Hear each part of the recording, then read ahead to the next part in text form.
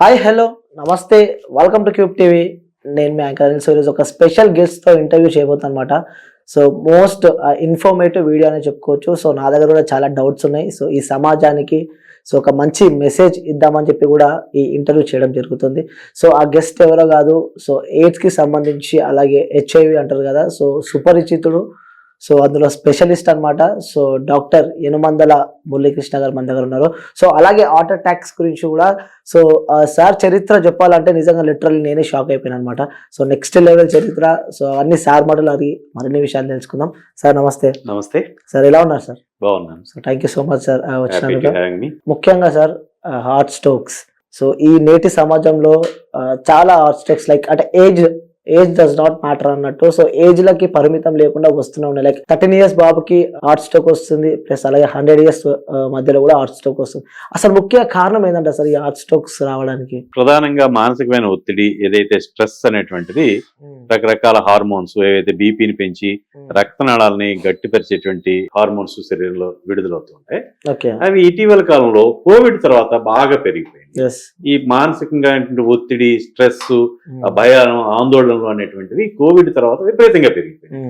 దీనికి తోడు కోవిడ్ కి కారణమైనటువంటి కరోనా వైరస్ స్పైక్ ప్రోటీన్ ఏదైతే ఉందో అది రక్తాన్ని గడ్డ కట్టించేటువంటి లక్షణం కలిగినటువంటి ప్రోటీన్ అది.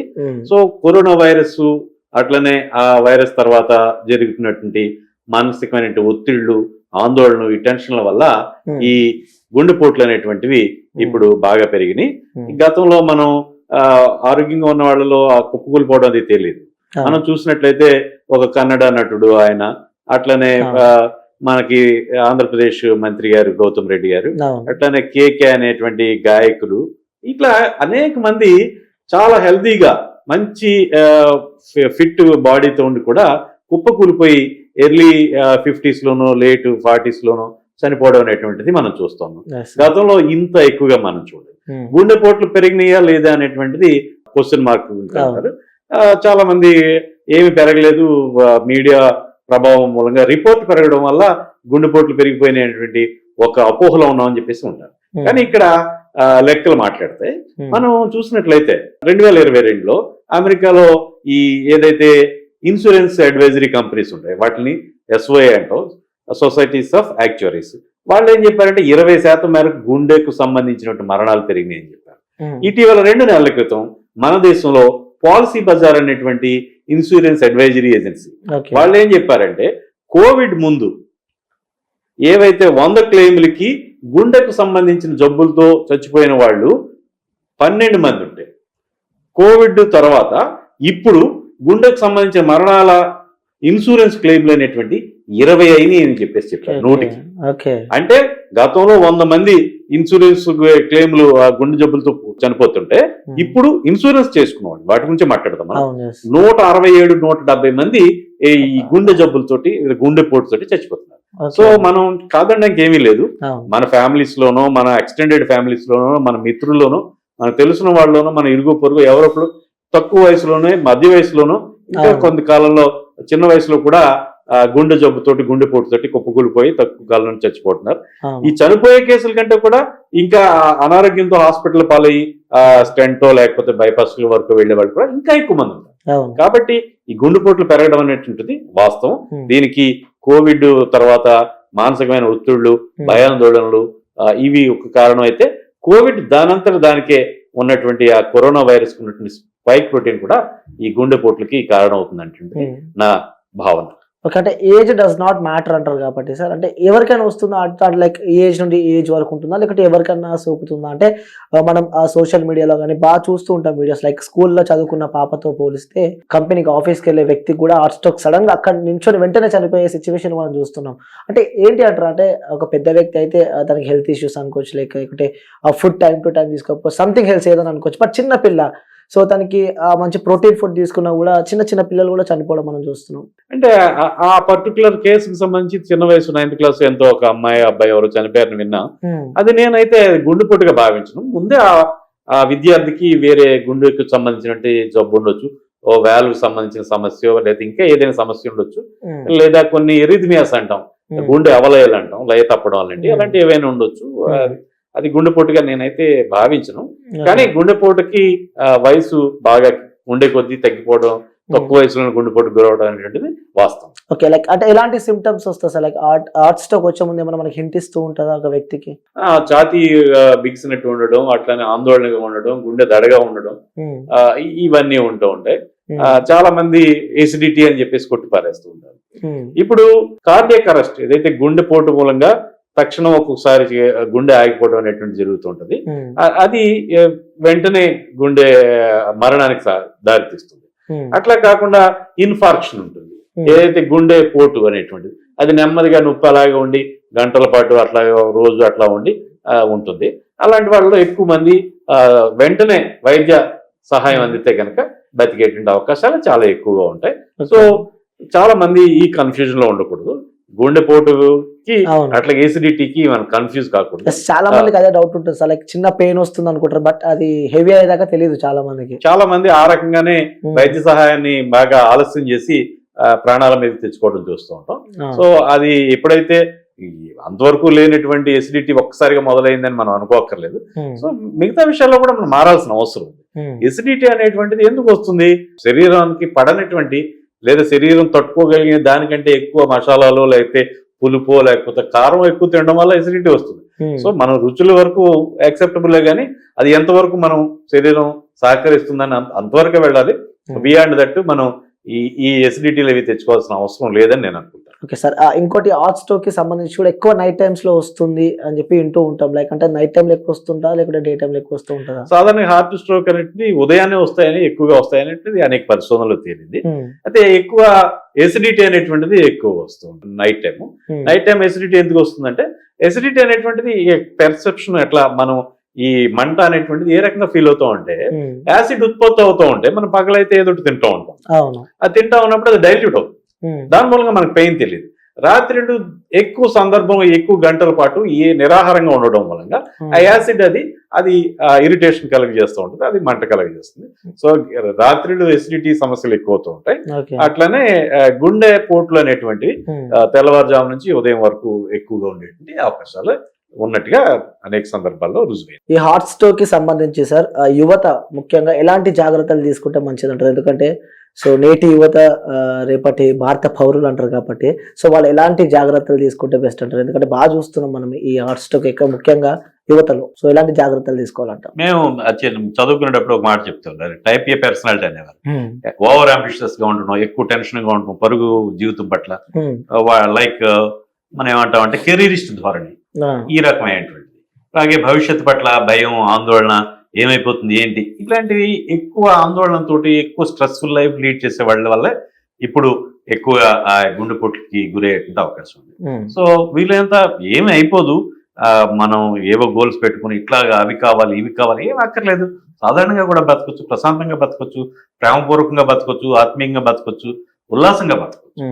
సో ఈ విషయం మనం దృష్టిలో ఉంచుకొని కెరీరిస్ట్ ధోరణి అనేటువంటిది చాలా అది తక్కువ మందికి ఓకే యాక్సెప్టబుల్ ఏమో, కానీ ఎక్కువ మంది ప్రశాంతంగా బతకడం ఉంటే తగినంత నిద్ర, అలాగే ఆరోగ్యకరమైనటువంటి జీవన విధానం, ఈ లిక్కర్ లేకపోతే స్మోకింగ్ ఇలాంటి వాటికి దూరంగా ఉండి చక్కగా ఫ్యాషన్ లా కాకుండా జీవితం పట్ల ప్యాషన్తో బతకడం, అనురక్తితో బతకడం తోటి సమాజాన్ని ప్రేమిస్తూ చక్కగా బతకడం వల్ల ఈ గుండెపోట్లకి గురయ్యే అవకాశాలు తగ్గుతాయి. అంటే స్మోకింగ్ అలాగే డ్రింకింగ్ కూడా ఎఫెక్టెడ్ టు హార్ట్ స్ట్రోక్ రావడం కూడా అది కారణం అనొచ్చా? డెఫినెట్ గా స్మోకింగ్ అనేటువంటిది గుండెలో రక్తనాళాల్లో ప్లేక్ ఫార్మ్ అయ్యేటట్టుగా తయారు చేస్తుంది. ఆ ప్లేక్ ఫార్మ్ అయిన తర్వాత గుండెకి సంబంధించిన రక్తనాళాలు లూమెన్ వాటి యొక్క కెపాసిటీ బాగా తగ్గిపోతుంది, రక్తాన్ని క్యారీ చేసే కెపాసిటీ. దానివల్ల ఆక్సిజన్ అందక ఎప్పుడైనా ఈ రక్తనాళాల్లో ఏర్పడినటువంటి ఆ ప్లేక్ ఏదైతే కొవ్వు చేరుతూ ఉంటే అది పగిలితే అక్కడ గడ్డ కట్టి ఆ తర్వాతి భాగానికి రక్తం అందకుండా పోయి దాన్ని గుండెపోటుకు దారితీస్తుంది. కాబట్టి స్మోకింగ్ అనేటువంటిది చాలా పెద్ద రిస్క్ ఫ్యాక్టర్. అట్లాగే డయాబెటీస్, ఇవన్నీ కూడా లైఫ్ స్టైల్ డిసీజెస్. ఏవైతే మానసికమైన ఒత్తిడితో పరుగు జీవితంలో వచ్చేటువంటి, అలాగే ఈ అన్హెల్దీ హ్యాబిట్స్, అట్లనే అన్హెల్దీ ఫుడ్ హ్యాబిట్స్ తో ఈ జంక్ ఫుడ్ లేకపోతే ఇట్లాంటి ప్రాసెస్డ్ ఫుడ్ తీసుకోవడం వల్ల స్థూలకాయం వల్ల కూడా చాలా ఇబ్బంది అవుతుంది. సింపుల్ లాజిక్, ఒక మోటార్ ఉంది, ఒక 2 స్టోరీ బిల్డింగ్ వరకు పైకి నీళ్ళని పంపు చేస్తుంది. అట్లా అక్కడ 5 stories కి చేయమంటే అది త్వరలో నడిచిపోయి ఆగిపోతుంది. ఇంతే మనిషి. సపోజ్ ఒక 60-70 కిలోలు మనిషికి తగినట్టుగా గుండె రూపొందింది, పనిచేస్తుంది. అని ఒక 100 కిలోలకి అయితే అది గుండెకి చాలా భారం, ఈ శరీరం మొత్తానికి బ్లడ్ సప్లై. అవన్నీ కూడా ఇలాంటి వాటిలో ఈ స్థూలకాయం లాంటివి ఇవన్నీ కూడా రిస్క్ ఫ్యాక్టర్, ప్రధానమైన రిస్క్ ఫ్యాక్టర్. డయాబెటీస్ అనేటివి కూడా చాలా ప్రధానమైన రిస్క్ ఫ్యాక్టర్. స్ట్రెస్, ఏదైతే మానసికమైన ఒత్తిళ్ళు ఉన్నాయో ఈ ఒత్తిడి మూలంగా ఈ రక్తపోటును పెంచేటువంటి హార్మోన్స్ రిలీజ్ అవుతుంటాయి, ఎడ్రినలిన్ ఇట్లాంటివన్నీ. ఈ రక్తపోటును పెంచేటువంటి ఈ డోపమైన్, ఎడ్రినలిన్ ఇవన్నీ ఎక్కువ స్థాయిలో రిలీజ్ అయ్యి ఎపినెఫ్రిన్ ఇట్లాంటివి చెప్తాం. వీటి వల్ల కూడా గుండెపోటు పెరుగుతుంది, బీపీ పెరుగుతుంది. ఈ రక్తం అట్లా నిరంతరం ఎక్కువ కాలం పాటు ఎక్కువ ప్రెషర్ తో ప్రవహించడం మూలంగా ఈ రక్తనాళాల యొక్క ఈ స్థితిస్థాపకత కోల్పోతాయి. అంటే రబ్బర్ లా ఉండేటువంటి శక్తి కోల్పోయి గట్టిపడిపోతాయి. వీటి వల్ల కూడా గుండెపోటు గురయ్యేటువంటి అవకాశం. ఓకే, లైక్ అంటే ఎలాంటి ఫుడ్ తీసుకుంటే బెస్ట్ అంటారు సార్? ఎందుకంటే డే టు డే లైఫ్ లో అందరు బిజీ అయిపోయి సో న్యాచురల్ ఫుడ్ మర్చిపోయి ఆర్టిఫిషియల్ ఫుడ్ కి అలవాటు పడ్డారు. సో ఎలాంటి ఫుడ్ తీసుకుంటే మంచిది అంటారు? ప్రత్యేకించి వాళ్ళకి ఎవరికైనా ఈ గుండెపోట్లు అవి వస్తే కొంచెం ఫ్యాట్ తగ్గించమంటాం చెప్తాం, కానీ మామూలుగా అయితే ఫ్యాట్ లేకపోతే ఈ ప్రోటీన్ ఇతర ఫుడ్ అన్ని కూడా ఈ రైస్ లేకపోతే ఇవాంటికన్నీ కూడా సమపాళ్ళలో తీసుకోవాలి. మన ఫుడ్ లో ఎక్కువ చాలా మంది రైస్ ఎక్కువ తింటూ ఉంటారు, చాలా తక్కువ కూరగాయలు, లేదా ఎక్కువ స్పైసీగా తింటూ ఉంటారు. ఇట్లా కాకుండా సంతులనమైన ఆహారం తీసుకోవాలి. అలాగే తగినన్ని పండ్లు వాటిని తీసుకోవడం మూలంగా యాంటీ ఆక్సిడెంట్స్, కొన్ని మినరల్స్ కూడా శరీరానికి అందుతూ ఉంటాయి. వీటి మూలంగా ఈ ఆప్టిమమ్ హెల్త్ మెయింటైన్ అవ్వడానికి అవకాశం ఉంది. ఓకే, సో ఇంకొక విషయం మీ గురించి మాట్లాడాల్సి వస్తే సార్, చనిపోయిన వ్యక్తిని ఎలా బతికించారు సార్? హార్ట్ స్ట్రోక్ వచ్చి చనిపోయిన వ్యక్తి, సో తనకి మేబీ 70+ అని చెప్పి నేను విన్నా. How it's possible sir? అంటే ఒక చనిపోయిన వ్యక్తిని ఎలా బతికించారు, లైక్ సిపిఆర్ చేసి బతికించారు అని చెప్పి నేను విన్నాను. So how it's possible? 2023 సెప్టెంబర్లో నేను పాండిచేరిలో నా భార్య గీత నేను ఇక్కడ ఒక చిన్న కార్యక్రమానికి వెళ్తున్నాం, చూడడానికి ఒక వ్యాహ్యానికి వెళ్ళాం. అటువంటి సందర్భంలో అక్కడ తిరుగుతున్నప్పుడు అరబిందో ఆశ్రమం దగ్గర ఎవరో ఒక అమ్మాయి సిపిఆర్ తెలిసిన వాళ్ళు ఉన్నారా అని, CPR anyone knows CPR please help అని చెప్పేసి పిలుస్తుంటే వెళ్ళాను దగ్గరికి. ఆమె తండ్రి ఒక 71 సంవత్సరాలు అనుకుంటా, గుండె ఆగిపోయి పడిపోయారు. ఇప్పటికే సిపిఆర్ గురించి, ఏదైతే కార్డియో పల్మనరీ రీసస్టేషన్ గురించి జనానికి అందరికీ కొంత అవగాహన ఉంది కాబట్టి సిపిఆర్ చేస్తే బతుకుతారనే ఉద్దేశంతో దాని గురించి తెలిసిన వాళ్ళు ఎవరన్నా రండి హెల్ప్ చేయండి అంటే నేను వెళ్ళాను. నేను వెళ్తే అది చాలా విచిత్రమైన పరిస్థితుల్లో ఉంది. అక్కడ ఏమైందంటే అది మధ్యాహ్నం 1 గంట కొంచెం అటు ఇటు టైము. ఆ సమయంలో ఆ పేషెంట్ అది అంత కింద రాళ్ళు రప్పలు. ఆ పేషెంట్ ఒక జీప్ లో ముందు సీట్ లో, డ్రైవర్ పక్క సీట్ లో కూర్చుని కుప్పకూలిపోయి ప్రాణం కోల్పోయారు.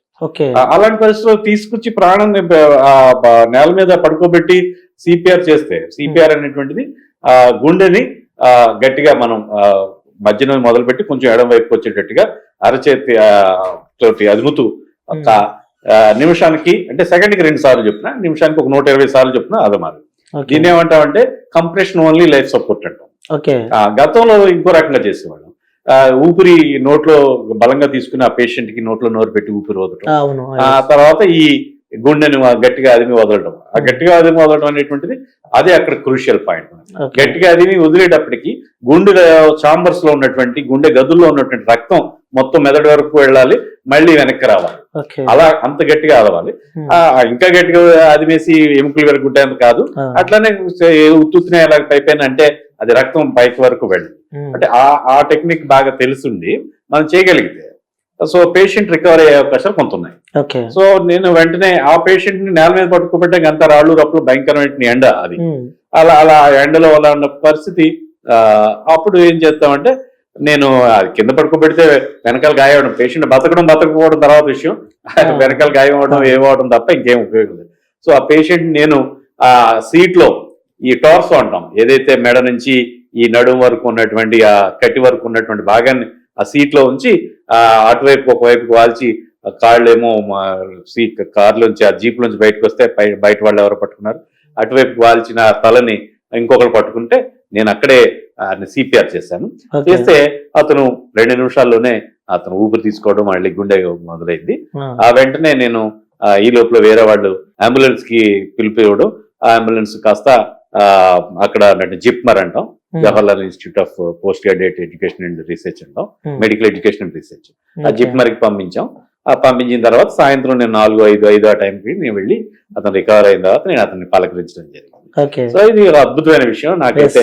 అది నేను తెలుగువాడిని, ఆ వ్యక్తి 72-71 ఏళ్ళ ఆ వ్యక్తి ఆయన అనిరుద్ధ్ దాస్ అంటాం, ఆయన వయసు అది, ఆయన బెంగాలీ. జరిగింది కాస్త ఒక తమిళ ప్రాంతంలో, నేషనల్ ఇంటిగ్రేషన్ లాగా.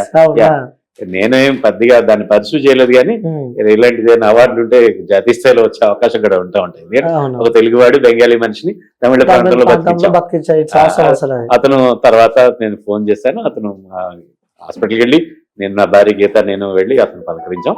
ఆ తర్వాత డిశ్చార్జ్ అయ్యి ఇంటికి వెళ్ళారు. మర్చిపోలేని మెమొరీ అంటారు. డెఫినెట్. ఓకే, సో అంటే ఆ టైం అది నేను సిపిఆర్ తో బతికించడం ఇది రెండోదండి. అంతకు ముందు మా నాన్నగారు నా హాస్పిటల్లోనే ఒక ఇంజక్షన్ వికటించి ఆయన చనిపోతే నేను అప్పుడు ఆయన కూడా బతికించాను. హాస్పిటల్ సెటప్ లో సిపిఆర్ చేసి తర్వాత మిగతా మందులు కూడా ఇచ్చి ఆ మిగతా తర్వాత వైద్యం నేనే చేయగలిగాను. అది ఒక 15 ఏళ్ళు అయ్యి ఇంకా ఎక్కువ కాలం అయ్యొచ్చు. సో ఆయన కూడా అలాగే బతికి. సార్ సిపిఆర్ చేసిన తర్వాత సో ఎన్నేళ్ళు బతికే అవకాశం ఉంటుంది? అంటే సిపిఆర్ చేసే పరిస్థితి ఏంటంటే కార్డియాక్ అరెస్ట్, గుండె ఆగిపోయింది. అది అనుకుని అది అదొక ఉత్పాతంలో ఒక ప్రమాదంగా జరిగి అక్కడ అలా ఆగిపోయింది. అనేక రకాలైన ఫ్యాక్టర్స్ ఉంటాయి అందులో.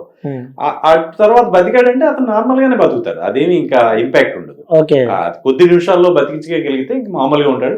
ఇంకా సీక్వెల్ కూడా ఇతర ఇబ్బందులు కూడా ఉండవు. ఏదైనా కొంచెం కాలో చేయలాగేటి ఇలాంటివి కూడా ఏమి ఉండవు, పూర్తి మామూలుగానే బతికేస్తూ ఉంటారు. కానీ CPR it's not a joke అనుకోలేదు, ఎందుకంటే అందరికీ రాదు అలా. సిపిఆర్ చేస్తే కూడా చాలా బతకరు, ఎక్కువ మంది బతకరు, ఏదో కొంతమంది బతికే అవకాశాలు ఉంటాయి కాబట్టి. సో ఆ ఏజ్ డిఫరెన్స్ ఏమైనా ఉంటుందా సార్? అంటే ఈ ఏజ్ వాళ్ళకి వేసే బతికే అవకాశాలు, ఈ ఏజ్ వాళ్ళకి వేసే చనిపోయే అవకాశాలు. ఏజ్ డిఫరెన్స్ కంటే కూడా ఇతర జబ్బులు ఏమైనా ఉన్నాయా లేదా అని, ఇతర గుండె జబ్బులు ఉన్నాయా లేదా ఆయన ఇంకా కాంప్లికేషన్స్ అలాంటి వాటి మీద ఆధారపడి ఉంటాయి. సో కాంప్లికేషన్స్ అయ్యి లేకపోతే ఫెయిర్లీ గుడ్ ఛాన్సెస్ ఉంటాయి. కానీ ఇది నేర్చుకుని చేయడం అనేటువంటిది ఓకే, బతికితే మన మనిషే కావచ్చు. అందుకని దాని మీద సిపిఆర్ మీద బోల్డెన్ వీడియోలు అవి కూడా యూట్యూబ్ లో ఉంటాయి. ప్రతి ఒక్కరు దీని గురించి నేర్చుకోవాలి. అట్లా ఇంకా కొన్ని విషయాలు ఉంటాయి. ఒక్కొక్కసారి గొంతులోకి వెళ్లాల్సింది కాస్త ఊపిరితిత్తులోకి వెళ్ళి చూకింగ్ వచ్చేస్తుంటుంది, హ్యామ్లిక్ మాన్యూవర్ అంటాం. అప్పుడు కొంతమందికి ఊపిరి అందక ఉక్కిరి బిక్కిరి అయిపోతారు, కొంతమంది చనిపోవచ్చు కూడా మనం వీడియోలో చూస్తాం. అలాంటి వాళ్ళకి వెనకాల నించుని మనిషి పొట్ట కింద గట్టిగా కౌగులించుకుని ఒక్కసారిగా గట్టిగా వదిలితే ఊపిరితిత్తులోంచి బయటకు వచ్చే అవకాశం ఉంది. ఏదైనా చిన్న ఫిష్ బోన్ లాంటివి ఏమన్నా, లేదన్నా అన్నం ముద్ద లేకపోతే అన్నం చిన్న రేణువులు లాంటివి ఏమైనా ఉంటే అవి బయటకు వస్తే అప్పుడు మామూలు మనుషులు అవుతుంటారు. ఇలాంటి ప్రొసీజర్స్ అన్ని, లైఫ్ స్కిల్స్ అన్ని కూడా అందరూ నేర్చుకోవాల్సిన విషయాలు. ఎప్పుడు ఎక్కడ జరుగుతుందో తెలియదు. అది it is death and life.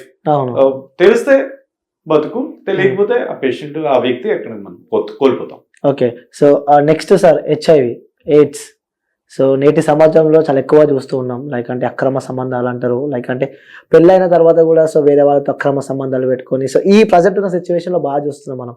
అలాగంటే గతంలో ఒకప్పుడు హెచ్ఐవి వస్తే పక్కా వ్యక్తి చనిపోవాల్సిందే, సో నో మెడిసిన్ అని వింటూ ఉంటాం. బట్ ఇప్పుడున్న జనరేషన్లో సో దానికి ఒక మందు ఉందని చెప్పి కూడా చాలా మంది అంటూ ఉంటారు. అసలు ఎలా వస్తుంది సార్ ఈ హెచ్ఐవి ఎయిడ్స్ అనేది? సో ఎలా సోకుతుంది, ఎలా పాకుతుంది మనిషికి? హెచ్ఐవి ఎయిడ్స్ అనేటువంటిది హెచ్ఐవి సోకినటువంటి, హెచ్ఐవి ఇన్ఫెక్షన్ ఉన్నటువంటి వ్యక్తి యొక్క శారీరక ద్రవాలు, స్రావాలు లేదా రక్తం ఈ హెచ్ఐవి లేని వ్యక్తికి ఈ రకంగా చేరినప్పుడు కూడా హెచ్ఐవి అవతల వ్యక్తికి వచ్చేటువంటి అవకాశం ఉంది. సో ఇది ప్రధానంగా సెక్స్ ద్వారా జరుగుతుంది. సో ఈ సెక్స్ ద్వారా, ఈ సెక్స్ లో కూడా అక్కడ ఏదైతే ఒక గాయాలు అవి ఏమన్నా ఉంటాయి అంటే కంటికి కనిపించక్కర్లేదు, ఒక చిన్న ఎబ్రేషన్స్, ఒక చిన్న రేగినట్టున్నా లేదా చిన్నగా ఏమైనా గాయాలన్నా ఆ యువతల వ్యక్తి నుంచి అవతల వ్యక్తికి హెచ్ఐవి వచ్చేటువంటి అవకాశం ఉంది. హెచ్ఐవి సోకిన వ్యక్తి నుంచి హెచ్ఐవి లేని వ్యక్తికి వచ్చేటువంటి అవకాశం ఉంది. అంతేగాని హెచ్ఐవి అనేటువంటిది హెచ్ఐవి లేని ఇద్దరు వ్యక్తుల మధ్య హెచ్ఐవి పుట్టుకురాదు. హెచ్ఐవి ఉన్న వ్యక్తుల నుంచే అది సోకుతుందని చెప్పి అంటున్నారు. ఓకే, సో ఎలా అది ప్రిపేర్ అవుతుంది సార్? అంటే ఒక బాడీలో అది ఉన్నట్టు మనకి ఎలా తెలుస్తుంది? లైక్ అంటే ఎలా గుర్తుపట్టవచ్చు? మేబీ గతంలో మనం చూసినట్టయితే హెచ్ఐవి వస్తే కొన్ని ఏళ్ల తర్వాత మనం దాన్ని గుర్తిస్తుండే, లైక్ మీకు హెచ్ఐవి వచ్చిందని చెప్పి. సో ఇప్పుడు దాన్ని గుర్తించాలి అంటే ఎలా గుర్తించవచ్చు దాన్ని? ఇక్కడ మనం రెండు విషయాలు చెప్పుకోవాలి. హెచ్ఐవి ఇన్ఫెక్షన్ వేరు, ఎయిడ్స్ వేరు. రెండు ఇది దానికి దారి తీస్తుంది. అంతేగాని హెచ్ఐవి నుంచి ఎయిడ్స్ కి హెచ్ఐవి అనేటువంటిది హ్యూమన్ ఇమ్యూనో డెఫిషియన్సీ వైరస్. ఆ వైరస్ సోకినటువంటి వ్యక్తి చాలా కాలం తర్వాత నెమ్మదిగా తన యొక్క శక్తి, రోగ నిరోధక శక్తిని తగ్గిపోతూ ఉంటుంది ఆ వ్యక్తిలో. ఈ వ్యక్తి ఏదైనా తీవ్రమైనటువంటి ప్రాణాంతకమైనటువంటి ఒక టీవీ జబ్బుకో, ఒక వీరేచనాలకు, ఒక న్యూమోనియాలకి, మెదడు వాపుకి, లేదా ఇట్లాంటి జబ్బులకి ఏదైనా గురైతే దాన్ని ఎయిడ్స్ గా భావిస్తూ ఉంటాం. సో ఈ హెచ్ఐవి సోకిన వ్యక్తికి ఒక 3 నెలల కల్లా హెచ్ఐవి ఉందా లేదా అనే విషయం రక్త పరీక్షలో తేలిపోతుంది. 12 వారాల తర్వాత హెచ్ఐవి అంటూ ఒక మనిషికి సోకితే 12 వారాల తర్వాత చేసే పరీక్షలో తెలిసిపోతుంది. ఇంకా ఒక 4 రోజుల లోపల తెలుసుకోవడానికి కూడా వేరే కొంచెం పెద్ద పరీక్షలు ఉన్నాయి. సో హెచ్ఐవి వైరస్ లేదా వైరస్ యొక్క భాగాలను గుర్తించే పరీక్షలతో లేదా జీన్స్ ను గుర్తించే పరీక్షలతో నెల లోపలనే తెలుసుకోవచ్చు. కానీ హెచ్ఐవి సోకిన వ్యక్తిలో అతని శరీరం ఉత్పత్తి చేసినటువంటి కొన్ని ప్రోటీన్లు, వాటిని యాంటీబాడీస్ అంటారు. ఈ యాంటీబాడీ టెస్ట్లు అనేటువంటి 3 నెలల కల్లా డెఫినెట్ గా పాజిటివ్, సోకితే పాజిటివ్ వచ్చేస్తాయి. సో కానీ జబ్బు రూపంలో బయటపడడానికి, రక్త పరీక్షలో బయటపడడానికి 3 నెలలు మాక్సిమం టైం. జబ్బు రూపంలో బయటపడడానికి ఈ వ్యక్తి ఒక టీబీ జబ్బుకో, విరేచనాలకు, ఇంకోటో మరి దాంట్లో గురై బయటపడడానికి కొన్ని సంవత్సరాల సమయం పడుతుంది. సో అంతేగాని ఈ రక్త పరీక్ష మాత్రం 3 నెలలకి 80% పాజిటివ్, సోకినట్టయితే పాజిటివ్ వస్తుంది. ఒకవేళ ఒక వ్యక్తికి హెచ్ఐవి నెగిటివ్ వచ్చింది 3 నెలల ఎక్స్పోజర్ తర్వాత, 3 నెలల తర్వాత టెస్ట్ చేసినప్పటికీ అంటే అతనికి హెచ్ఐవి సోకనట్టే అర్థం. ఓకే, సో అంత ఈజీగా పాకుతుందా సార్ ఈ ఎయిడ్స్ అనేది? డిస్కార్డెంట్ కపుల్స్ అంటాం. నా పేషెంట్లు ఎక్కువ మంది అంటే హెచ్ఐవి అనేటువంటిది సోకడం అనేది తక్కువ, అది లెస్ ఎఫెక్టివ్ ట్రాన్స్మిషన్, చాలా తక్కువ స్పీడ్ తోటే బిందుకెళ్తుంది. అంటే దీంట్లో మళ్ళీ రెక్కలు ఉంటాయి. ఇందులో సాధారణంగా మనం సెక్స్ ద్వారా అనుకుంటాం. ఇంకా రెండోది ఇంజక్షన్లు, మొత్తం ఇంజక్షన్లు అవి కూడా సిరింజిల్ షేర్ చేసుకోవడం వల్ల ఎవరికైనా ఉంటే ఆ గ్రూప్ లో వేరే వాళ్ళు కూడా వచ్చేటువంటి అవకాశం ఉంది. అట్లా ఇంకోటి ఏంటంటే తల్లి నుంచి బిడ్డకి వచ్చే అవకాశం. ఎవరైతే తల్లికి హెచ్ఐవి ఉందో శిశువుకి కూడా వచ్చేటువంటి అవకాశం కొంత మేరకు ఉంది. 10% ఉంటుంది రఫ్ గా, అందరికీ రాదు. మందులు వాడుతుంటే 10% మందికి రావచ్చు. ఇంకా మంచి వైద్యం చేయగలిగితే 40-50కే వస్తుంది, ఇంకా అంతమించి ఎక్కువ రాదు. 90 మందికి కొంచెం అటు ఇట్లో హెచ్ఐవి సోకిన తల్లికి కూడా పుట్టే బిడ్డకి 90 మంది బిడ్డలకి హెచ్ఐవి ఉండదు. సో ఇంక గతంలో చెప్పుకున్నది ఏంటంటే ఈ రేజర్ల ద్వారాని, లేకపోతే రక్తం ఎక్కించినప్పుడు ఇట్లా ఇవన్నీ కూడా ఎలిమినేట్ చేశారు. ఇవాళ రేపట్లో అందరూ కూడా డిస్పోజబుల్ రేజర్స్ వాడుతున్నాం. రక్త పరీక్షలు చేసి గానీ HIV, hepatitis B, hepatitis C, వీడియోరియాల్ ఇలాంటి ఈ ప్యాకేజ్ అంతా చేసి గానీ, ఇన్ఫెక్షన్ ఉందా లేదా చేసి గానీ రక్తాన్ని మనం ఇష్యూ చేయరు బ్లడ్ బ్యాంక్ లో. ఈ యొక్క ఇష్యూస్ అన్ని కూడా ఎలిమినేట్ చేస్తాం. సో హెచ్ఐవి అనేటువంటిది ఇప్పుడు ప్రధానంగా వస్తున్నది సెక్స్ ద్వారా వస్తుంది. సెక్స్ లో కూడా ఆడమగ సెక్స్ వల్ల ఒక సపోజ్ ఒక 200 ఎన్కౌంటర్స్ 200 సార్లు ఒక హెచ్ఐవి ఉన్న వ్యక్తి హెచ్ఐవి లేని వ్యక్తి కలిస్తే ఒకసారి వస్తుంది అనుకుందాం మాట వరుస. ఎస్, ఇంచుమించుగా అది మొదటిసారి రావచ్చు, 55 సారి రావచ్చు, 200 సారి రావచ్చు, 200 సార్లు కూడా రాకపోవచ్చు, ఫస్ట్ టైం కూడా రావచ్చు. డిపెండ్స్. అది ఎందుకంటే అక్కడ వాళ్ళు ఎంత ఇంటెన్స్ గా వాళ్ళు సెక్స్ లో పాల్గొన్నారు, అక్కడ ఏమైనా గాయం ఏర్పడిందా, ఆ మ్యూకోజా, ఆ జిగురు పొర ఏమైనా రేగిందా, అక్కడ ఏమైనా నాట్లో ఘాట్లు లాంటివి ఏమైనా పడ్డా, ఇలాంటి అనేక అంశాల మీద హెచ్ఐవి ఒకళ్ళు చూడలేదు. అట్లనే ఇంకా హోమో మగవాళ్ళు లేదా ట్రాన్స్జెండర్స్ తో సెక్స్ లు ఉంటాయి. ఇలాంటి దాంట్లో ఎక్కువ గాయం అయ్యేటువంటి అవకాశం చాలా ఎక్కువ. సో ఆడవాళ్ళు మగవాళ్ళు అంత గాయాలు ఉండవు, అది సహజమైనటువంటి ప్రకృతి సహజమైన విషయం. వీళ్ళలో కొంచెం వేరేగా ఎక్స్ట్రీమ్ గా ఉంటుంది కాబట్టి, కొంచెం ఇబ్బందికరంగా ఉంటుంది కాబట్టి వాళ్ళకి గాయాలు ఎక్కువ ఉంటాయి. ఈ వీళ్ళకి ఎవరైతే ఉన్నారు హోమో అదే యానల్, వాళ్ళకి ఎక్కువ సంభావ్యత ఉంటుంది. అంటే ఈ ఆడమగ అయితే 200 మందికి ఒకసారి, 200 ఎన్కౌంటర్స్ ఒకసారి అయింది అనుకుంటే వీళ్ళలో 100 సార్లు లేకపోతే 50 సార్లు ఒకసారి అవ్వచ్చు. సో ఈ డిఫరెన్స్ ఉంది. తల్లి బిడ్డలకి మనం ముందే చెప్పుకున్నాం, బిడ్డకి తల్లికి ఉంటే కనుక ఒక 10 మంది బిడ్డలకే వస్తే 190 మంది బిడ్డలకి హెచ్ఐవి రాదు. ఇంజెక్షన్ డ్రగ్ యూజ్ కూడా కొంచెం అట్లానే ఉంటుంది. రైట్, అంటే ఒక వ్యక్తికి ఎయిడ్స్ అని లేకుంటే ఏదైనా లైక్ ఇది ఉంటే మాత్రం, ఎయిడ్స్ ఉంటే మాత్రం, సో ఆ వ్యక్తితో సెక్షువల్ గా పాల్గొన్న వ్యక్తులందరికీ ఈ ఎయిడ్స్ వస్తుందా సార్, లైక్ హెచ్ఐవి వస్తుందా, లేకపోతే అందులో కూడా మ్యూచువల్ అండర్స్టాండింగ్ సంథింగ్ ఏదైనా ఉంటుందా? అదే ఇప్పుడు చెప్పుకున్నాం కదా, ఒక 100-200 సార్లు ఒకసారి రావచ్చు, ఎప్పుడు వస్తుందో చెప్పలేం. కానీ పొటెన్షియల్ రిస్క్ ఉంది, ఒకటే వ్యక్తి పొటెన్షియల్ రిస్క్ ఉంది. ఎస్, పొటెన్షియల్ రిస్క్ అనేటువంటిది ఖచ్చితంగా ఉంటుంది. కాబట్టి ప్రతి సెక్షువల్ యాక్ట్ లో కూడా హెచ్ఐవి వస్తుంది అనేటువంటి ఒక సోయితో ఉండి వాళ్ళు తగిన జాగ్రత్తలు తీసుకోవాలి. కాండోమ్ అనేటువంటిది కరెక్ట్ గా యూజ్ చేస్తే గనక దాదాపు 100% ప్రొటెక్షన్ ఉంటుంది. సో దురదృష్టం ఏంటంటే చాలా మంది కండం పగిలిపోయింది, చిరిగిపోయింది అని చెప్తూ ఉంటారు. అసలు సాధారణంగా కండం చిరిగిపోవడం, పగిలిపోవడం అనేది జరగని పని. ఎందుకంటే కండం వాడడం అనేటువంటి ముందుగా తెలుసుకోవాలి. కండం అనేటువంటిది ఇది ఏదో తొడిగేసుకుంటే బయట బుడగలాగా చివర బుడగలా వస్తుంది. అలాంటప్పుడు ఫ్రిక్షన్ వల్ల దాంట్లో ఎయిర్ ట్రాప్ ఎలా వస్తుంది, అప్పుడు ఫ్రిక్షన్ లో తెగిపోయే అవకాశం ఉంటుంది, చిరిగిపోయే అవకాశం ఉంటుంది. అట్లా కాకుండా కండంలో ఏదైతే చివర ఉండే చిన్న బుడుపు ఉంటుంది దాన్ని పట్టుకుని ఎయిర్ని బయటకు వదిలేసి నెమ్మదిగా అన్రోల్ చేస్తే కండం వేసుకున్న తర్వాత కండం చివర అంతా కూడా దాని చర్మానికి, మనిషి మగవాడి యొక్క అంగం యొక్క చర్మానికి అతుక్కుని ఉండాలి. అక్కడ ఎయిర్ ట్రాప్ అయి ఉండకూడదు. అక్కడ అతుక్కుని ఉండాలి. ఒకవేళ వీర్యం అయితే రిలీజ్ అయిన తర్వాత అందులో కనెక్ట్ అవ్వడానికి అక్కడ ఖాళీ ఉంటుంది. అట్లా అక్కడ తొడిగేసుకుంటే డైరెక్ట్ గానే అక్కడ ఎయిర్ ట్రాప్ అయిపోతే అక్కడ బుడగలా ఉంటే అది సెక్స్ లో పగిలిపోయే అవకాశం. కాబట్టి కండోమ్ అనేటువంటిది సక్రమంగా వాడడం మూలంగా అట్లానే హెచ్ఐవి వ్యాప్తిని అడ్డుకోవచ్చు. దాదాపు సేఫ్ అండ్ ఎఫెక్టివ్ మెథడ్ అది. అలాగే తల్లికి హెచ్ఐవి పాజిటివ్ అయితే బిడ్డకి సోకకుండా ఉండడానికి ఈ యాంటీరిట్రోవైరల్స్ అనేటువంటి మొదటి నుంచి వాడడం వల్ల వైరల్ లోడ్ బాగా తగ్గుతుంది. ఆ రకంగా వాళ్ళకి బిడ్డకి రాకుండా ఉంటుంది. సో ముఖ్యంగా సేఫ్టీస్ ఎక్కువ యూజ్ చేయాలని చెప్పి చెప్తున్నారు. లైక్ అంటే ఆ సేఫ్టీస్ అంటే ఒక వ్యక్తికి లైక్ ఎయిడ్స్ ఉంది, సో సేఫ్టీ పెట్టుకొని వాళ్ళు వేరే వాళ్ళు చేసినా కూడా ఇక్కడ ఏం ఎఫెక్ట్ ఉండదా? లైక్ అంటే ఎంతమంది చేసినా ఎఫెక్ట్ ఉండదు అనమాట. అయితే అండ్ దాదాపుగా రక్షణ అనేటువంటి చాలా వరకు ఉంటుంది. ఓకే, సో ప్రీవియస్ గా చూసుకుంటే సార్ ఎలా ఉండే ఎయిడ్స్ కి సంబంధించి, సో ప్రజెంట్ ఉన్న situation, so day to day life లో ఏ విధంగా ఉంది కంపేర్ టు పాస్ట్? అప్పుడు ఎక్కువ ఉందా, ఇప్పుడు ప్రజెంట్ ఉన్న జనరేషన్ ఎక్కువ ఉందంటే ఏం చెప్తారు మీరు? హెచ్ఐవి ఏంటంటే ఇప్పుడు మన కోవిడ్ ఉంది, కరోనా వైరస్ ఉంది. ఒకసారి స్పిల్ ఓవర్ అయ్యి వేరే జంతువులు, బ్యాట్స్ వాటి నుంచి మనకి మానవ సమాజాలకి సమూహంలోకి వచ్చిన తర్వాత అది మనలో భాగం అయిపోతుంది. హెచ్ఐవి కూడా జీవితకాలం జబ్బు. ఇది ఒకసారి హెచ్ఐవి ఇన్ఫెక్షన్ వచ్చిన తర్వాత జీవితకాలం అంతా కూడా అతను హెచ్ఐవి బాధితుడిగానే, హెచ్ఐవి వ్యాధిగ్రస్తంగానే ఉంటాడు.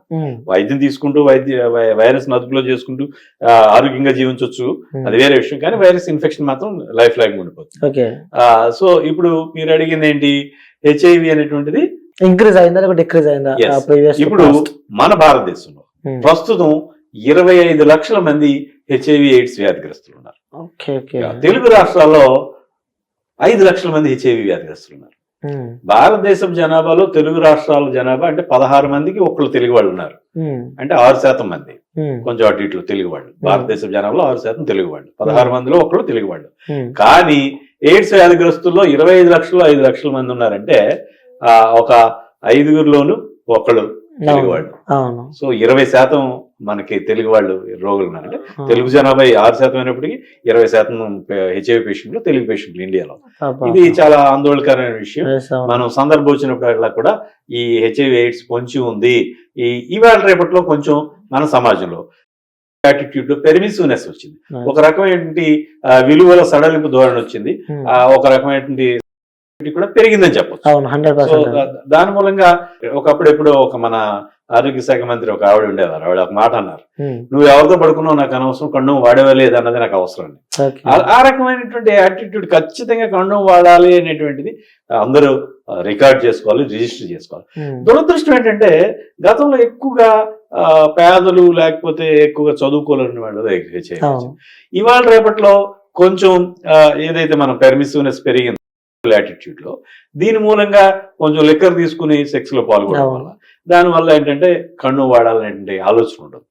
ఒకసారి లిక్కర్ అంటూ తీసుకున్న తర్వాత నేను అన్నింటికి అతీతుడు, పులిరాజా అని, నాకు 8 సంవత్సరాలకు ఉన్నా రాదు అనేటువంటి భావంలోకి వెళ్ళిపోతారు. కాబట్టి దేన్ని దాన్ని విడిగా చూసుకోవాలి. అది వేరే సెషన్, ఇది వేరే సెషన్ గా చూసుకోవాలి తప్ప ఇట్లాగా ఆ సోయి ఉన్న మర్చిపోయేంత ఎక్కువగా తాగి ముందుకి అనేటువంటిది అది ఖచ్చితంగా శ్రేయస్కరం కాదు. హెచ్ఐవి ఎయిడ్స్ ఇటీవల కాలంలో మిడిల్ క్లాస్ లోను అట్లనే చదువుకున్న వాళ్ళలోను ఎక్కువగా రావడానికి ఈ రకమైనటువంటి ఈ మద్యం అనేటువంటిది, అట్లనే ఈ సెక్సువల్ యాటిట్యూడ్స్ లో వచ్చినటువంటి మార్పులు కారణమని నేను భావిస్తున్నాను. ఓకే, సో అత్యంత భయంకరమైన వైరస్ అంటే క్యాన్సర్ అని చెప్తూ ఉంటారు సార్. అంటే క్యాన్సర్ డేంజరా లేకుంటే ఈ హెచ్ఐవి డేంజర్ అంటే ఏం చెప్తారు మీరు? క్యాన్సర్ అనేటువంటిది వైరస్ కాదు, అది అనేక రకాల కారణాల వల్ల వస్తూ ఉంటుంది. కొన్ని క్యాన్సర్ వైరస్ వల్ల కూడా వస్తుంటాయి. క్యాన్సర్ అనేటువంటిది ప్రాణాంతకం జబ్బు. అది వైద్యం కొంచెం ఒక పార్టీ ముదిరిన తర్వాత గుర్తించిన లేదా కొంచెం ముందుగా గుర్తించిన దాని ట్రీట్మెంట్ తోటి చాలా ఇబ్బందులు పడాల్సి వస్తుంటుంది. హెచ్ఐవి అనేటువంటిది యాంటీరిట్రోవైరల్స్ తీసుకుంటూ ఉంటే సక్రమంగా వాడగలిగితే వీళ్ళు దీర్ఘకాలం మామూలు జీవితం బతుకుతూ ఉంటారు. ఉమ్, ఉదాహరణకి అమెరికాలో వాళ్ళ సాధారణ జనసామాన్యం యొక్క జీవన పరిమాణం ఒక 80 సంవత్సరాలు ఉమ్, లైఫ్ ఎక్స్పెక్టెన్సీ అంటారు. అవును. వాళ్ళ హెచ్ఐవి రోగుల్లో ఇది 72 సంవత్సరాలు ఉంది. అంటే 80 సంవత్సరాలు జనరల్ పబ్లిక్ వాళ్ళు బతుకుతూ ఉంటే వాళ్ళ ఆయుష్ ప్రమాణం అనుకుంటే హెచ్ఐవి రోగుల్లో 72 సంవత్సరాలు బతుకుతున్నారు. ఉమ్, అంటే 90% జనరల్ పబ్లిక్ తో పోలిస్తే, జనరల్ పాపులేషన్ తో పోలిస్తే ఉమ్, వీళ్ళ లైఫ్ ఎక్స్పెక్టెన్సీ ఆల్మోస్ట్ 90% ఉంది. ఉమ్, అనగా దాదాపు దగ్గరగా ఉంది. కాబట్టి హెచ్ఐవి సోకిన వాళ్ళు మందులు వాడుకుంటూ దీర్ఘకాలం ఆరోగ్యంగా బతికేటువంటి అవకాశం ఉంది. ఓకే. సో దానికి మెడిసిన్ అయితే పక్కా ఉంది, లైక్ ఎయిడ్స్ కి సంబంధించి కూడా మెడిసిన్ ఉందంటారు మీరు? మెడిసిన్ అంటే ఇప్పుడు బీపీకి, షుగర్ కి, థైరాయిడ్ కి ఇలాంటి దీర్ఘకాలికమైన సమస్యలకి మందులు వాడుకుంటూ ఉమ్. ఎట్లాగా జీవితాన్ని ప్రొడక్టివ్ గా పనిపాట్లు చేసుకుంటూ సాధారణ జీవితం అంటే గడుపుతున్నాము. ఈ సమయంలో క్యూర్ అవుతుందని చెప్పొచ్చా సార్? అంటే 2 years కి 3 years కి క్యూర్ అవుతుందని చెప్పగలుగుతాం మనం, ఒకవేళ ఎయిడ్స్ వచ్చి మెడిసిన్ తీసుకున్న వ్యక్తులకి? క్యూర్ అయ్యేటువంటి మందులు అయితే ప్రస్తుతం లేవు, కానీ క్యూర్ టెక్నాలజీస్ చాలా ఎక్కువ ప్రామిసింగ్ గా ఉన్నాయి. ఇప్పుడు హెచ్ఐవి అనేటువంటిది ఎందుకు క్యూర్ లేదు అంటే, ఈ వైరస్ యొక్క జీన్స్ మనిషి యొక్క జీన్స్ లోకి ఇంటిగ్రేట్ అయిపోతాయి, కలిసిపోతాయి. ఓకే. సో వాటిని ఇప్పుడు కట్ చేసి తీసేయగలిగే టెక్నాలజీని క్రిస్పర్ కాస్9 ఇట్లాంటి ఇన్విట్రో ఎక్సెషన్, ఇట్లాంటి ఎక్స్వివో ఎక్సెషన్, ఇట్లాంటి అనేక రకాల టెక్నాలజీ డెవలప్ అవుతున్నాయి. ఈ టెక్నాలజీ మూలంగా రానున్న 5 నుంచి 8 ఏళ్ళ లోపలనే హెచ్ఐవి అనేటువంటి క్యూర్ అనేటువంటిది వచ్చేటువంటి అవకాశం ఉంది. ఓకే. సో మన భారతదేశాన్ని సో 0 AIDS లైక్ హెచ్ఐవి లేని దేశంగా చూడొచ్చు అంటారా? అది అసాధ్యం అండి. అంటే ప్రక్రియ మాట్లాడాలి. ఎందుకంటే హెచ్ఐవి అనేటువంటి ద్వారా వచ్చేటువంటి వ్యాప్తి చెందేటువంటిది ఏ జీవజాతి అయినటువంటి ప్రొపగేట్ అవ్వడానికి, అభివృద్ధికి అవసరమైనటువంటి ఆహారం, నిద్ర, మైథునం, ఈ 3 వాటితోటి బేసిక్ ఇన్స్టింక్ట్స్ ఏవైతే సహజాతాలు, వాటితోటి ఒక జీవజాతి మనుగడ ఉంటది. కాబట్టి ఆ జీవజాతి మనుగడలో ఒకటైనటువంటి వైరస్ ని మనం అదుపు చేయడం అనేది సాధ్యం కాదు. నెంబర్ 1. నెంబర్ 2, హెచ్ఐవి అనేటువంటిది దీర్ఘకాలం ఎసిమ్టమాటిక్ గా ఉంటుంది. అంటే ఏ రకమైన లక్షణాలు లేకుండా ఉంటాయి. ఇప్పుడు మనం హెచ్ఐవి ఎప్పుడు బయటపడుతూ ఉంటుంది, అనేక రకాల సీరియస్ గా చేసి ఉన్నప్పుడు టెస్ట్ చేసినప్పుడు బయటపడుతుంది. ఏదో జబ్బు వచ్చి, ఓ టీబీ జబ్బు వచ్చినప్పుడు అట్లా. కొంతమంది ఇంకా వేరే టెస్టులు, రక్తం డొనేట్ చేయడానికి వెళ్తాం, మనం ఆరోగ్యంగా ఉంటాడు అతను, అతనికి హెచ్ఐవి ఉంది, బాబు నువ్వు హెచ్ఐవి ఉంది, నీకు ఈ టెస్ట్ పాజిటివ్ వచ్చింది, లైక్ నువ్వు బ్లడ్ డొనేట్ చేయొద్దని చెప్తారు. లేకపోతే గర్భిణీ స్త్రీ మామూలుగా టెస్టులు చేస్తారు, లేదా ఒక సుఖవ్యాధి టెస్ట్ చేస్తారు, లేదా ఒక సర్జరీకి ఏదో ప్లాన్ చేస్తూ ఉంటారు, టెస్టులు చేస్తారు, హెచ్ఐవి పాజిటివ్ అని తేలుతూ ఉంటారు. సో హెచ్ఐవి పాజిటివ్ అనేటువంటిది 100కి 86% మందిలో మాత్రమే గుర్తించాం. ఇంకా 14% మంది ఇంకా గుర్తించాల్సిన అవసరం ఉంది. వాళ్ళు డయాగ్నోస్ చేయాల్సిన అవసరం ఉంది. వాళ్ళు రేపు బయటపడవచ్చు, వచ్చే నెల బయటపడవచ్చు, 10 సంవత్సరాలు బయటపడవచ్చు, 5, 4, 5 ఏళ్ళ తర్వాత బయటపడవచ్చు, 10 ఏళ్ళ తర్వాత కూడా బయటపడవచ్చు. సో ఈ 14% మంది ఏ విధమైన లక్షణాలు లేకుండా మన సమాజంలో ఉన్నారు. సో వాళ్ళు లక్షణాలు లేకపోయినప్పటికీ కూడా ఎదుటి వాళ్ళకి జబ్బు చేయగలిగేటువంటి పరిస్థితిలోనే ఉంటారు. అందువల్ల ఏదైతే దీర్ఘకాలిక జబ్బు కాబట్టి ఈ లక్షణాలు లేకుండా ఉండేటువంటి పరిస్థితులు కూడా చాలా ఎక్కువ మందిలో ఉంటది. కాబట్టి హెచ్ఐవి అనేటువంటిది 0 హెచ్ఐవి భారతదేశం అనేటువంటిది అది జరిగే పని కాదు. ఓకే. సో సార్ మంచి వాల్యుబుల్ మెసేజ్ ఇచ్చారు. సో చివరిగా చూసే వీక్షకులు, ప్రేక్షకులకి మీరు చెప్పాలంటే ఏం చెప్తారు వాళ్ళకి? ఒకటి, హెచ్ఐవి అనేటువంటిది జీవితకాలపు సమస్య. సంబంధించి ఇటీవల కాలంలో వచ్చినటువంటి ఒక సడలింపు ధోరణి వల్ల యాక్టివిటీ బాగా పెరిగింది. అయితే దాన్ని విడిగా చూడాలి. ఒక లెక్క తీసుకుని ఒక సెషన్ పెట్టుకోవడం ఇట్లాంటి వాటి వల్ల ఖచ్చితంగా మీరు కండోమ్ వాడే అవకాశం కోల్పోతుంటారు, కండోమ్ వాడకుండా ఉంటారు. అట్లా కండోమ్ ఎట్లా వాడాలని కూడా స్పష్టంగా తెలుసుకోవాల్సిన అవసరం ఉంది. హెచ్ఐవి పొంచి ఉంది అనేటువంటిది, కండోమ్ వాడడం అనేటువంటిది ఎదుటి మనిషిని నమ్మటం లేదు అనేటువంటిది కాదు.